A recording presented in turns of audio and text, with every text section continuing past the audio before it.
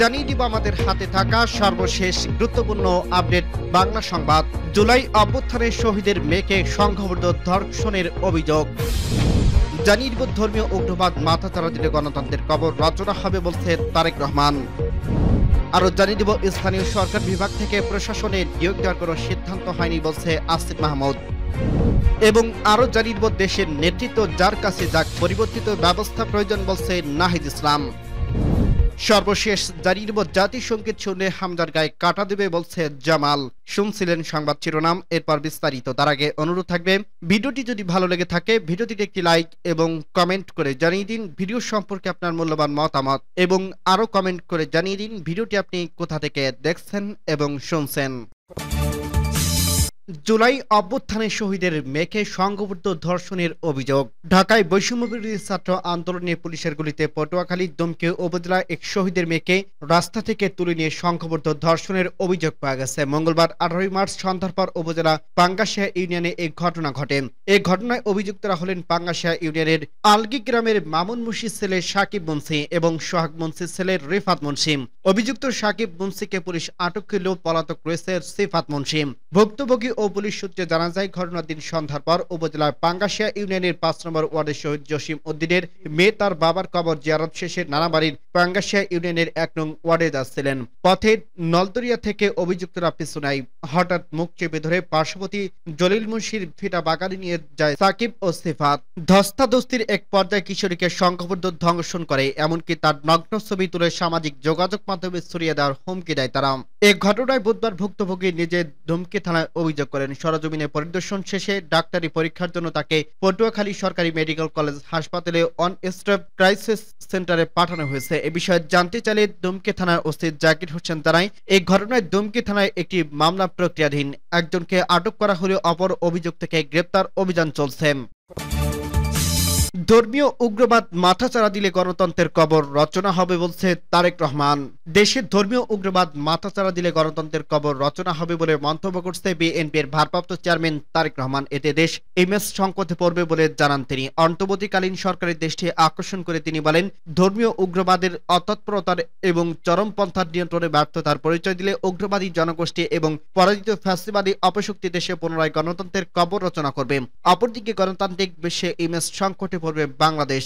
বুধবার রাজধানী ইস্কাটনের লেডিস ক্লাবের রাজনৈতিক দলগুলোর সম্মানে বিএনপির ইফতার মাহফিলে লন্ডন থেকে ভার্চুয়ালি এসব কথা বলেন তিনি। তারেক রহমান বলেন, জনপ্রত্যাশার প্রতি শ্রদ্ধা না দেখিয়ে নতুন রাজনৈতিক বন্দোবস্তর নামে গৌণ ইস্যুকে মুখ্য করে অকারণে সময় সাপেক্ষের চেষ্টা হলে সেটি জনমনে ভুল বার্তা পৌঁছাবে।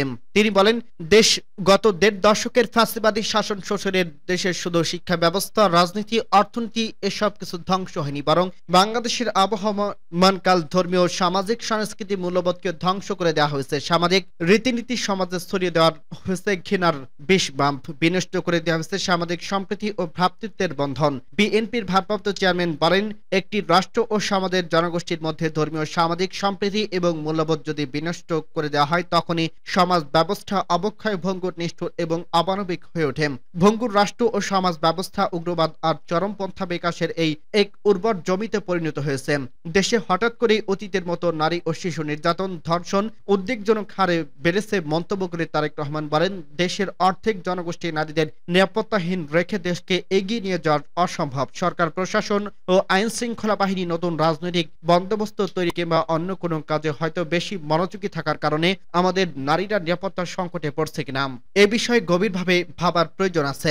তিনি বলেন, শুধু একটি জাতীয় নির্বাচন অনুষ্ঠানের জন্যই মাফিয়া সরকারের পতন ঘটেনি, একথা যেমন সত্য, তার চেয়ে আরো চরম সত্য হয়তো একটি সুস্থ নিরপেক্ষ নির্বাচন না করার জন্যই কিন্তু মাফিয়া সরকারের নির্মম পতন হয়েছিল। সুতরাং একটি নির্বাচনকে শুধুমাত্র কোনো একটি রাজনৈতিক দলের ক্ষমতায় যাওয়া না যাওয়ার বিষয় হিসেবে বিবেচনা করার অবকাশ নেই।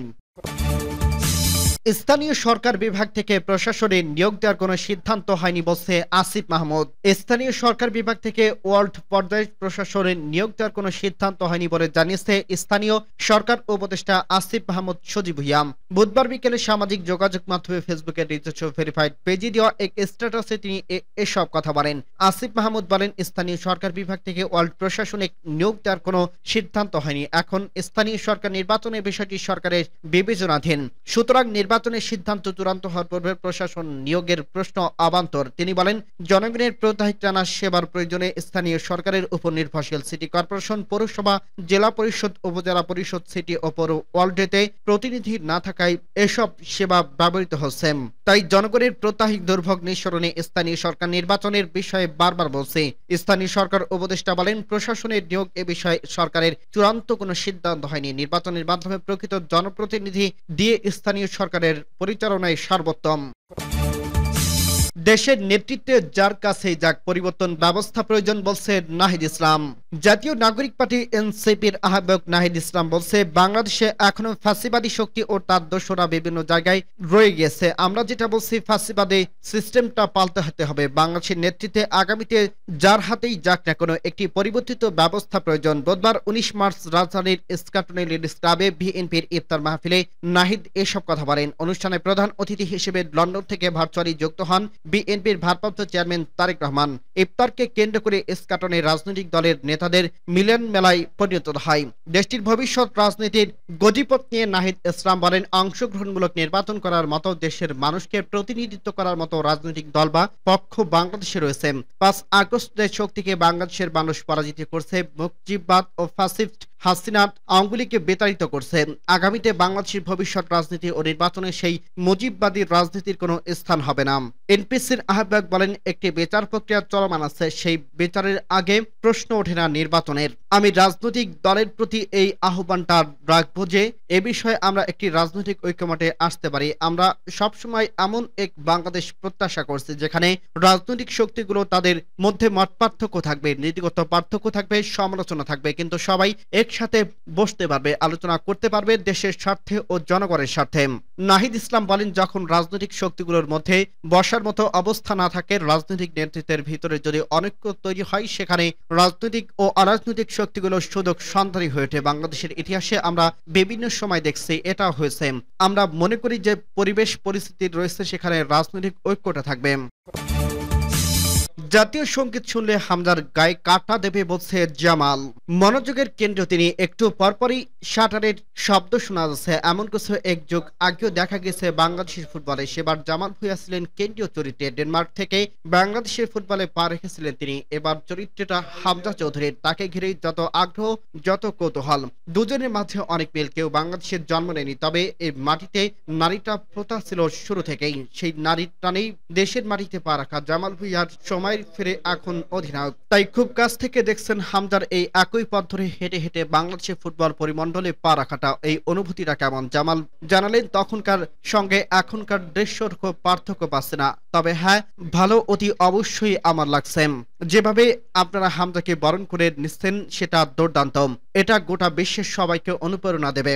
বাংলাদেশি হিসেবে জাতীয় সঙ্গীত শুনলে আবেগে মন ভেসে যায়, তেমনটা নিশ্চিত জামাল ভুঁইয়ারও হয়েছিল। 2013 সালে নেপালের দশরথ রঙ্গশলে তাদেরই বিপক্ষে প্রথমবারের মতো খেলতে নেমেছিল লাল সবুজের জার্সিটা গায়ে জড়িয়ে। সেবার জাতীয় সঙ্গীত শুনে গায়ে কাটা দিয়েছিল তার। তাই 25 মার্চ শেফিল্ড ইউনাইটেড হামজার কি হবে তার আগে থেকেই বলে দিতে পারছেন জামাল। 2013 সালে নেপালের বিপক্ষে যখন খেলতে নেমেছিলেন তখন গ্যারালি ভালো ছিল। 25 মার্চ ভারত ম্যাচেও ব্যতিক্রম হবে না বলে মনে হয়। 25 মার্চের এই ম্যাচে যখন হামজা জাতীয় সঙ্গীতটা শুনবে তখন তার গায়ে কাটা দেবে।